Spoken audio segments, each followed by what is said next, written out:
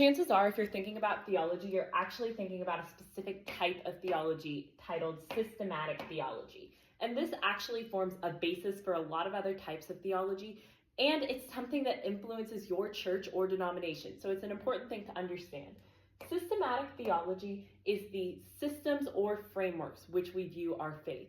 Chances are you have read an abbreviated systematic theology either in your denomination's doctrinal statement or your church's doctrinal statement. This will reveal certain stances that your church has on various ideas throughout the Bible, such as free will versus determinism, how it thinks of the Holy Trinity, what it thinks of canonization and the inerrancy of scriptures. These are all things that systematic theology is concerned with, and here's why. Systematic theology takes the unity of thought throughout the Bible, the through lines of all 66 books, and goes through various topics. And on each of those topics, it picks out what every single verse that says something on that topic has to say, and we can think of each of those verses like a leaf.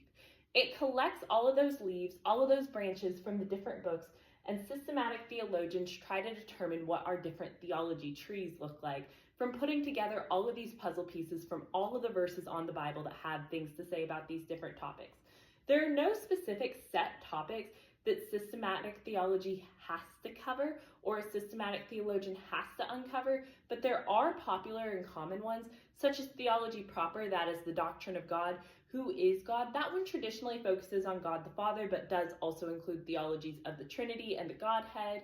Then there's also theologies of soteriology. That is the study of how we are saved. Calvinism versus Molinism versus Arminianism falls into there. And most of the popular theological arguments you will see, they fall into different theological systems.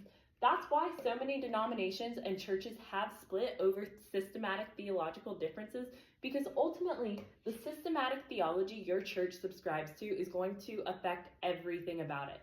It's going to affect how your pastor preaches on Sunday, because they're going to preach within the framework they've discovered. It affects the practical theology that you're given, because if your pastor is preaching within the systematic theological framework your church follows, that is going to influence practicals. Systematic theology tries to put together the whole picture of the Bible throughout these through lines and throughout these various verses to emphasize the whole story of Scripture overall, and that then influences how we read the Bible and how other theologies are developed. Thank you for listening, and let me know what other theological concepts you would like to learn about in the comments below.